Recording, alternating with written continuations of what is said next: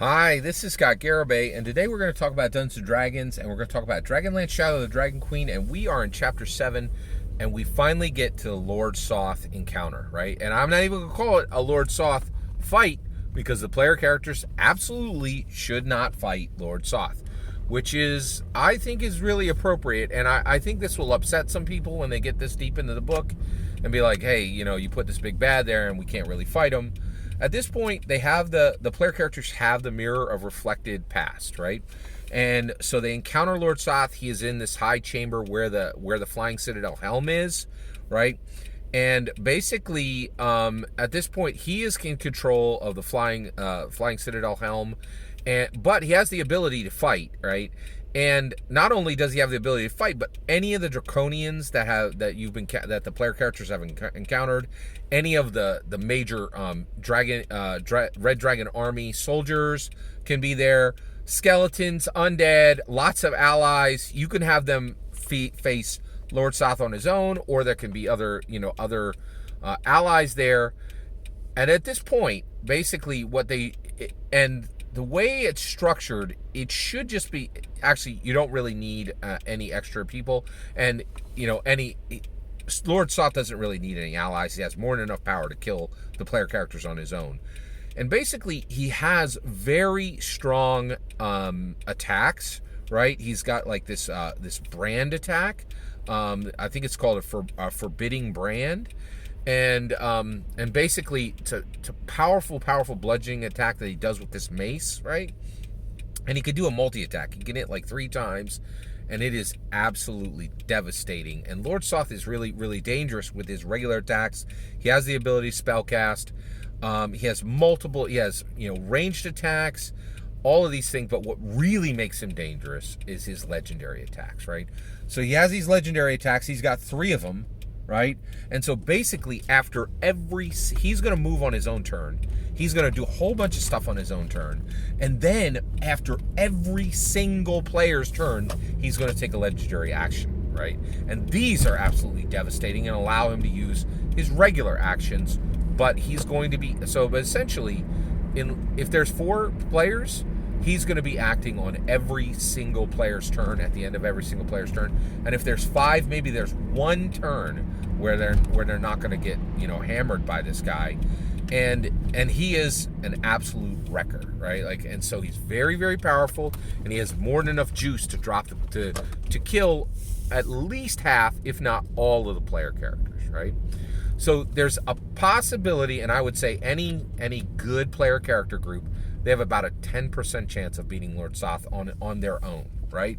But get this, you can beat Lord Soth and still not actually win the encounter. And the reason why is Western Kern, who is Lord Soth's standard bearer, is actually protecting the Cataclysm Flames brazier. And this brazier, okay, so let's deal just with Lord Soth, right?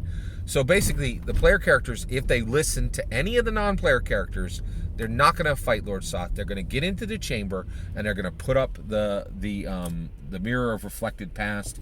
And the way this is structured is, Lord Soth, he has a lot of regrets, right?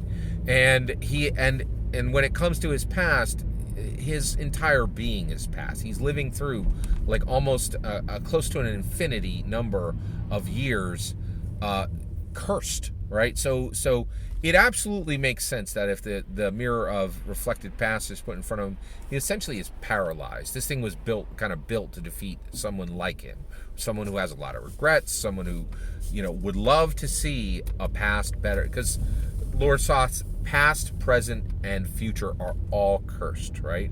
And so there's almost this beautiful narrative echo of the mirror of reflected past being what will paralyze him. So player characters get in position, they paralyze Lord Soth, right? If they don't, they have about a 90% chance of all being destroyed, or half or more of their group being destroyed, and then 1 or 2 of them escaping, right? And also, let's talk about that, right? Like, that's kind of deep, right? These player characters have gone all the way through, and they end up getting defeated by Lord Soth, right? Some of their player characters die, or they get defeated by him, and now it's on them. They were warned many times not to fight him, right? But also, this is a really important Dungeons and Dragons adventure. This is a hotel renovation. This is a setting returning, right? And it's important, like, when you and I run this is another Dungeons and Dragons adventure we're running. But this could be a really transformative, first adventure, right? Can you imagine somebody running through this for the first time and just, realizing, hey, in Dungeons and Dragons, some of these challenges are incredibly difficult, and having to deal with their first player character death, right? And a player character they really enjoyed, they went through this exciting story, and taking their first steps into Manifold Sentience, right? They're going to die, everybody on this planet is going to die someday IRL.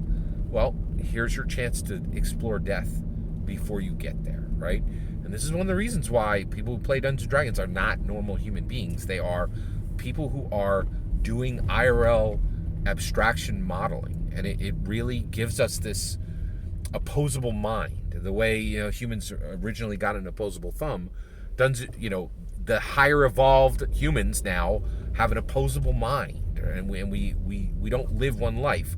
We don't have one way to make mistakes. We have this safer way to make mistakes and to do life experiments, right? And so it's really kind of a big deal. Now, if the player characters paralyze, right, Lord Soth the way they're supposed to, they still aren't done, right? They have to go to the brazier, right, and put the cataclysmic fire out so that the flying citadel will drop, right? Because it can't just keep floating, right? And Western Kern, Lord Soth's standard bearer, who is 100% loyal to him, right? Because we've seen these people in the Red Dragon Army. They're kind of fighting against each other. They're not really loyal. We saw Caradoc wishing to betray him. There was that other, even when they reached the City of Lost Names, one of the Red Dragon Army commanders was like, I'm going to defy I'm going to help you beat Bellafion because I just want to do my research. And you see all these, like, the loyalty is low for evil minions, which I totally get. It would suck to have Lord Soth as your boss, right? You're not going to be that loyal, right? And so it is really fascinating. And so, but Western Kern, this female Solamnic standard bearer for Lord Soth, is 100% loyal, right? And she is going to fight to the undeath, right? And to protect this brazier. If you fall into the brazier, you take 70 damage, right? And also, Western Kern has this terrifying litany and has, very strong attacks, right? The nice thing, though, is Western Kern is defeatable. She's got 178 hit points exactly, and rather than 228, which is Soth. But the thing about Western Kern is defeatable because she doesn't have those legendary actions, right? She is, the player characters are going to be able to hammer her, 4 or 5 times before it's her turn again, right? That's the difference, is action economy, right? And this is another thing, is like, a lot of people, there are people going to Pathfinder because there's more crunchiness, a little more combat complexity there. But Dungeons & Dragons has quite a bit of combat complexity, and this action economy is very important, right? So Western Kern is in position, and she is going to fight to make sure the brazier isn't quelled. And even if you defeat her, the only way to stop the cataclysmic flames is to put a good aligned magic item into the flames. So the Dragonlance that the players have that was blessed in the Temple of Paladine will do it, or any magic item that has been blessed by a god. It needs to be literally a holy relic, right? So this is really showing in Dungeons & Dragons what actually matters is you have got to, it's really important, to complete this quest, you've got to beat Caradoc, you've got to beat Western Kern, you have to beat an undead dragon, you have to beat the Red Dragon Army itself, you have to beat Lord Soth, and you have to sequence all this, right? And you have to literally have a holy relic to put the flames out, right? And it is just, hey, if you're going to quest It is going to be hard, right?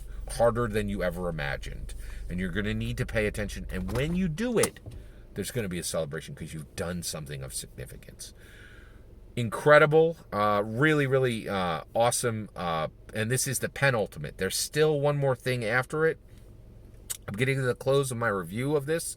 My exploration. I don't really review D&D canon hardbacks because I love D&D and I have absolutely no objectivity when it comes to it, and I am here for all of it. And when it comes to a D&D canon hardback, like even Radiant Citadel, which sucked. It was the worst D&D canon hardback that's certainly ever been done within 5th edition, right? But I was here for it just to see the D&D IRL history, the lore of what was happening with the book itself, right? But this book is amazing, and F. Wesley Snyder has really delivered this incredible gauntlet that players are going to go through. It is really, really something. I am absolutely fascinated. I'm just blown away with what F. Wesley Snyder has been able to accomplish with this book. I'm really curious, if you've read through and have actually begun play, what are your thoughts? I would love to hear your thoughts on this. Please consider liking and subscribing, and have a wonderful millennium.